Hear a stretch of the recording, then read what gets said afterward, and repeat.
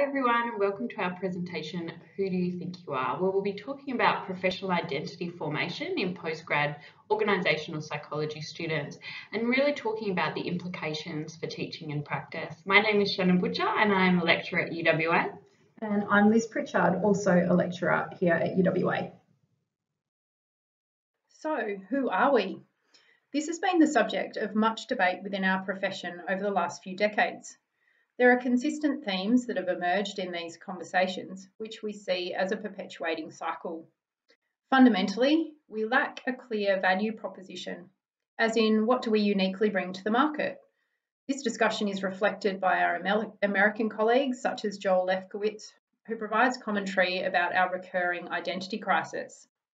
This lack of value proposition also makes us vulnerable to external forces, such as employers, who will often tell recent graduates that they don't need the title of organisational psychologist in order to be employed, employable, or successful.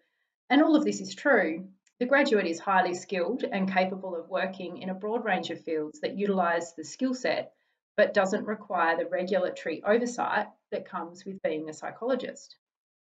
These external forces, coupled with other barriers, such as being ready to move beyond the education context because the graduate is tired of study, the cost of supervision, which is typically between $8,000 and $16,000, and limited available supervisors, which means it might be harder to find either a good fit or in some cases there might actually not be enough supervisors available to meet the demand.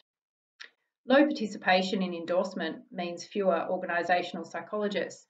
So this impacts the profession in a number of ways.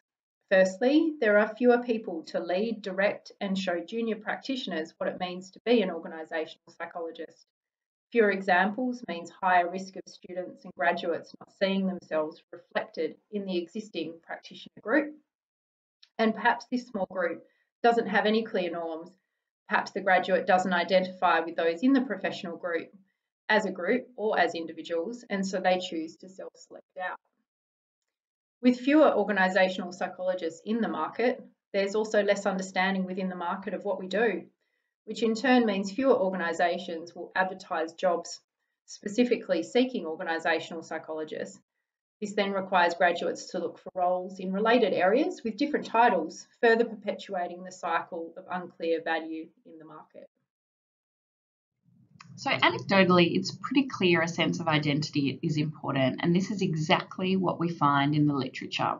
More broadly, a strong professional identity has been shown to affect professionalism, so impact how people actually conduct themselves at their places of work, their overall success, so how they feel about their work and actually how successful they are in their execution of it, including things like job satisfaction, turnover, and motivation levels.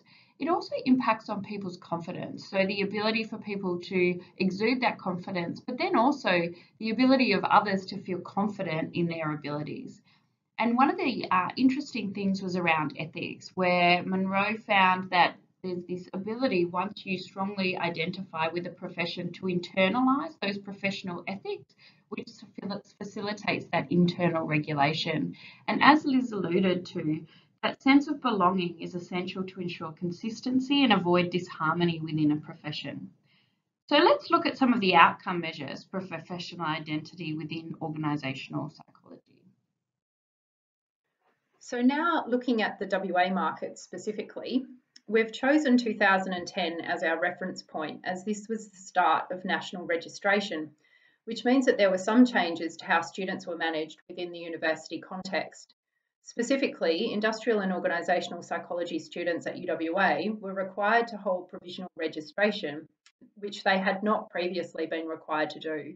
And so it's a reasonable assumption that holding provisional registration would positively influence graduates to transition to general registration status once they graduate. So if we look specifically at the students that have graduated from UWA between 2010 and 2019, we can see that there's been 97 graduates of the program or combined PhD program. And of this group of graduates, 66 students or 68% are registered psychologists today. And 23 or 24% of this group are endorsed organisational psychologists, or are currently on the registrar pathway to become an organisational psychologist. Around 2012, the researchers observed that very few graduates of the Master of Industrial and Organisational Psychology program at UWA were considering or pursuing general registration or endorsement.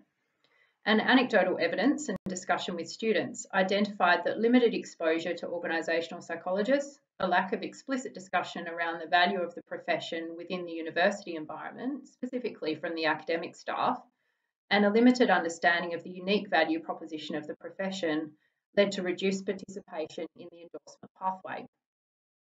Direct targeting of suitable candidates led to some success in increasing numbers of graduates that pursued registration and endorsement, as you can see from the graph.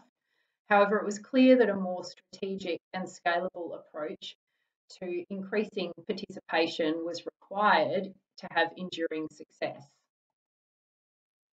It's clear that the extent that a student identifies with a profession and the members of that profession is important to their decision to pursue endorsement. So naturally, it follows that a student's professional identity development is a central priority for us. To better understand how professional identity develops for the student, we've designed a longitudinal study gathering data at 4 key time points across the student's postgraduate journey. The first data collection occurs at the beginning of their studies in March of their first year. The second data collection occurs towards the beginning of their semester 2 of year 1, and then we collect data at the conclusion of placement 1 and then at placement 3. So those time points are typically March and September of year 2. For part-time and combined PhD students, we follow the timing of their participation in placement 1 and placement 3. This is a relatively small cohort, however, we're very interested to understand if a longer exposure to postgraduate study contributes to increased professional identity. So far, we have 2 cohorts of students participating in this study. Cohort 1 commenced in 2020, and we have 12 students in that group, and then cohort 2 commencing in 2021 with 15 students. Now to our interventions. In 2016, we reviewed the Ethics and Professional Practice unit, transitioning this from a theory-based unit with traditional style assessment to a practically oriented unit. The new unit structure focused on discussing the landscape of ethics in psychology from a practical perspective, focusing on teaching students decision-making models, having explicit discussion on how to solve ethical dilemmas, using the regulatory system of psychology to support learning, development, and supported practice. Assessment was also reformulated to require students to show their skills in ethical decision-making, for example, through facilitated case scenario discussions. In redesigning our placement program to ensure APAC compliance, we've also found significant secondary benefit in being able to structure supervision activity in a way that supports student professional identity development. There are 4 aspects to placement that are relevant here. We've broadened the net when it comes to finding placement opportunities, regularly meeting with organisations to showcase what our students offer. This results in high quality placement opportunities. In fact, we generally get more than we can service each year. Graduates are now sourcing placements on our behalf for current students, and the culture within the program and connections we create between alumni and current students supports this further. Because we provide the majority of placement supervision from UWA, we have maximum flexibility in choosing placements, which gives better quality placement and employability options to the student. So as an example, in our current second year cohort, 6 out of the 11 have already been offered employment. We've formally structured part of the placement supervision. After many years of supervision, standard themes emerged between students, which led to the development of structured career development supervision, which is designed to take the student on a journey of self-discovery, formally structured skills sessions in key skills for IO psychologists, such as stakeholder management, healthy habits, feedback, stress management, to name a few. We also ensured that we left a substantial component of supervision to be student-led in order to meet their personal and professional development needs in the context of the placements they were undertaking. This model has increased engagement with the supervision process, giving students clarity of what is expected, while also taking them on a clear journey of what it means to be an organisational psychologist. The final layer was to increase exposure to organisational psychologists that have practical experience. We've been fortunate to have 4 organisational psychologists contributing to the program over the last 2 years, which has gone a long way to demonstrating to students models of how an organisational psychologist works in real life. The previous interventions are supported by a systematic review into professional identity in postgrad students, where they talk about 3 ways to support development. First, they discuss the importance of transformative learning, that is, that learning that comes from creating a crisis that's confronting or challenging, but that has high support from their teachers. And so we do that, for example, through the Ethics in Practice unit. They also talk about the importance of socialisation, where we give students the opportunity to participate in the profession through, for example, those broad placement opportunities. And finally, it's important to provide opportunities for reflective practice, where you allow students to engage with ambiguity, uncertainty, so that they can find that self-leadership, but supporting them with supervision throughout that process. Reflecting on the different interventions, some of our early findings so far. Now some early findings. Thematic analysis shows that the key influences in a student's identity development at time point 1 relates to exposure to organisational content through undergraduate, industrial and organisational psychology units or relevant honours theses, exposure to professionals in the field and relevant work experience. At time point 2, the key influences are ethics training, coursework, academics, evidence-based practice and science translation, as well as work experience. And for time point 3, exposure to organisational psychologists, placement, supervision activities, science translation and evidence-based practice are key influences on student identity development. In addition to our structured interview questions, we ask one quantitative question. The following diagram is presented to the student and they are asked to consider which of the 7 rectangles most accurately represents the extent to which they identify with IO psychologists, the white circle representing them and the grey circle IO psychologists. Results presented have been averaged for each cohort at each time point. And as you can see, students commence their studies perceiving some level of overlap between themselves and the profession. At time point 2, on average, students experience an increase in identity with the profession. Perhaps surprising is the stability in perceived overlap at time point 3 after completing first placement. There is no time point 4 data collection at this stage.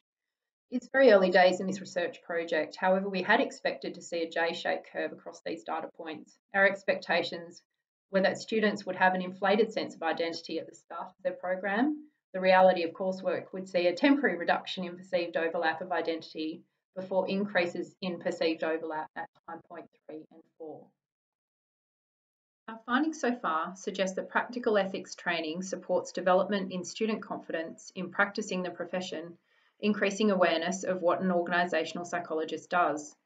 Planned training and supervision throughout the placement journey allows staff to make explicit connections between activities, thereby enhancing student awareness of professional identity. Cohort culture and academic modelling has been found to be crucial in developing a sense of belonging to the profession. And broad placement opportunities and the ability to repetitively apply skills, particularly related to operating as a scientist practitioner, embeds and confirms the value proposition of organisational psychology. There is a big branding and awareness issue for our discipline. At best, students have exposure to an undergraduate unit, and at worst, they have to do their own research and hope for the best. But in terms of future directions, imagine a landscape where students entering our master's program knew more about what the discipline actually was. So rather than spending their first year navigating this, they could be establishing their identity as an organisational psychologist, breaking the cycle of lack of awareness and further increasing demand for programs and positioning our discipline as a key profession of the future. Thank you so much for listening to our presentation, and we hope that it has been helpful. This would not have come together without the contribution of our fabulous work psychology team, Lizette Cansey, Laura Fruin, Serena Wee, Daria Clark, Guy Curtis, Natasha Martin, Jill Latham, and most importantly, the students that have participated in this research study. If you'd like to discuss further, please contact us on the above email addresses, and we hope you have a lovely day.